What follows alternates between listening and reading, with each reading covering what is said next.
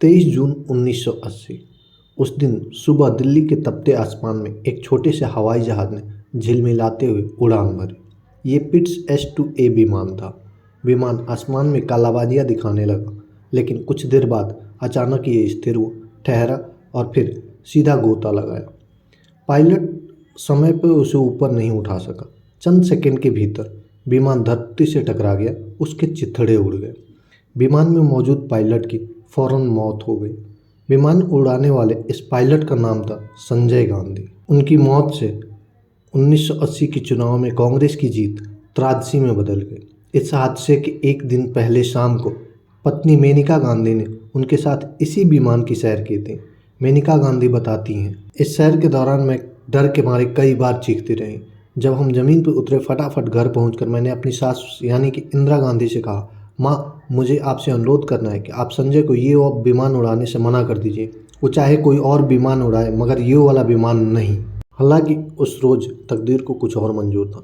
संजय ने विमान उड़ाया, उनकी मौत हुई और उनकी मौत ने गांधी परिवार के अंदर एक ऐसी दरार पैदा कर दी कि कभी अपनी सास को प्यार से माँ बुलाने वाली मेनका गांधी आगे चलकर उनकी कट्टर दुश्मन बन गई।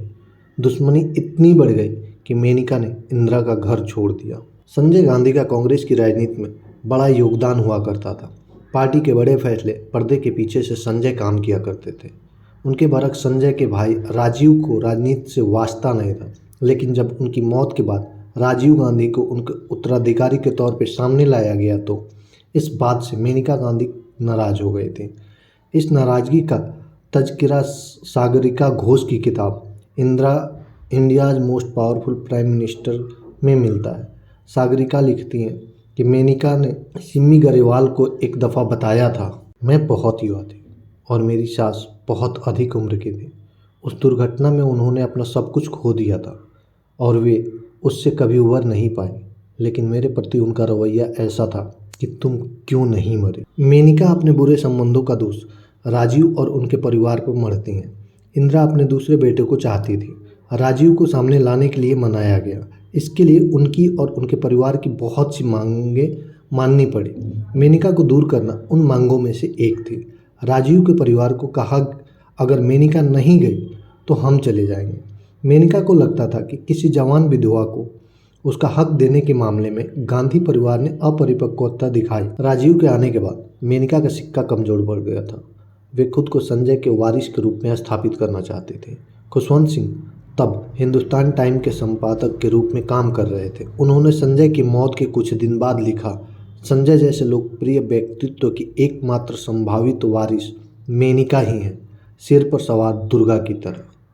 लेकिन सिर पर सवार दुर्गा के अवतार का दर्जा तो पहले से ही इंदिरा के पास था। एक घर में दो दुर्गा का होना संभव कैसे हो सकता था? इसलिए अब मेनका के घर से जाने का रास्ता धीरे धीरे खुलने लगा था।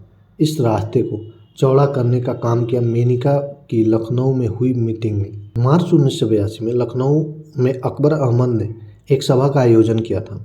इस सभा में संजय गांधी की लेगेसी को याद किया जाना था, साथ ही एक शक्ति प्रदर्शन करना था कि संजय गांधी के उत्तर प्रदेश में अभी भी कई वफादार विधायक मौजूद हैं जो राजीव गांधी को स्वीकार नहीं करेंगे। इस सभा की भनक इंदिरा गांधी को पहले से थी।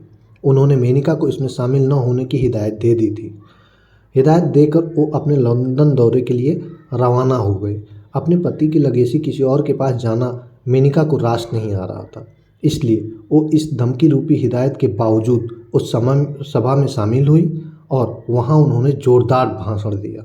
जब इंदिरा भारत लौटी तो उन्होंने मेनका के किए गए के बारे में पता चला।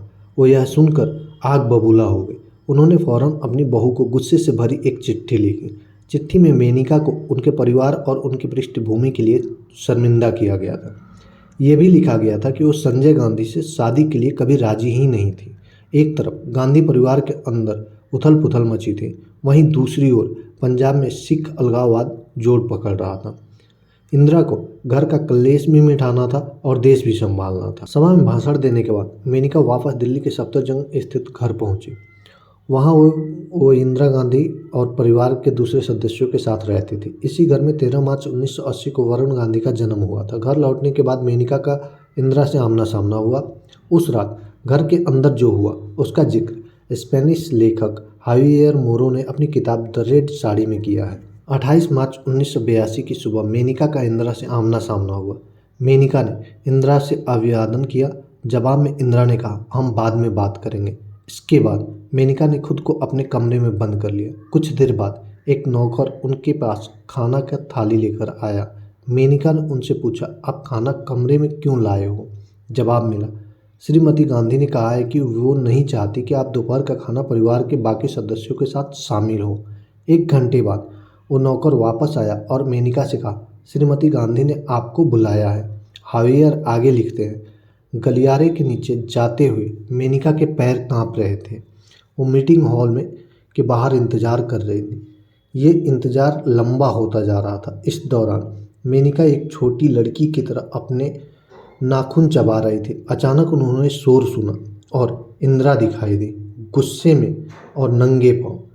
उनके साथ धीरेन्द्र ब्रह्मचारी और सचिव धवन भी थे। इंदिरा ने मेनिका की ओर उंगली उठाई और चिल्लाई, फौरन इस घर से निकल जाओ। मैंने तुमसे कहा था कि लखनऊ की सभा में मत जाओ, लेकिन तुमने वही किया जो तुम चाहती थी। तुमने मेरी बात नहीं मानी। तुम्हारे हर एक शब्द में जहर था। तुम्हें क्या लगता है कि मैं ये सब देख नहीं सकती? इस घर को अभी छोड़ दो और अपनी माँ के घर चली जाओ। इंदिरा ने मेनिका को कपड़ों के अलावा घर से कुछ भी न लेने की चेतावनी दी।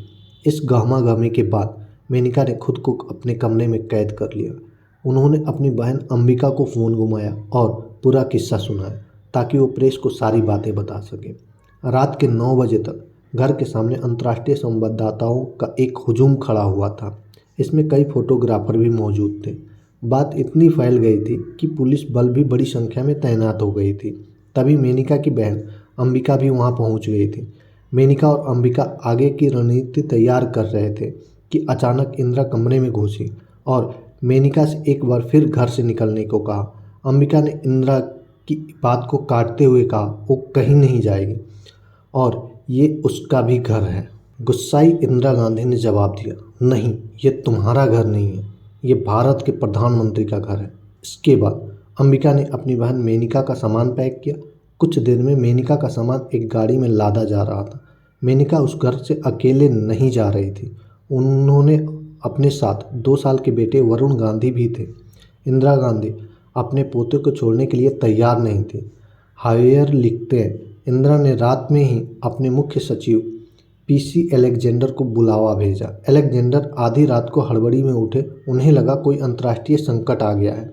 इंदिरा ने खूब कोशिश की कि वरुण उनके पास ही रहे, लेकिन उनकी लीगल टीम ने उन्हें समझाया कि ये संभव नहीं हो पाएगा। रात के तकरीबन 11 बजे मेनिका अपनी बहन और बेटे वरुण के साथ गाड़ी में बैठकर घर से चली गई। इसके कुछ दिनों बाद मेनिका ने अकबर अहमद के साथ राष्ट्रीय संजय मंच की स्थापना की, लेकिन पार्टी सफल नहीं हुई। उन्होंने 1984 के लोकसभा चुनाव में राजीव गांधी के खिलाफ अमेठी से निर्दलीय चुनाव लड़ा, लेकिन हार गए। 1988 में वो जनता दल में शामिल हो गए। 1 साल बाद 1989 में जनता दल के टिकट पर पीलीभीत सीट से चुनाव लड़ा और संसद पहुंची। बीजेपी के साथ उनका सफ़र 2004 में शुरू हुआ। उन्होंने इसी साल बीजेपी की टिकट पर पीलीभीत से चुनाव जीता। बाद में 2009 में वरुण गांधी ने भी इसी सीट से बीजेपी की टिकट पर चुनाव लड़ा और जीत गए।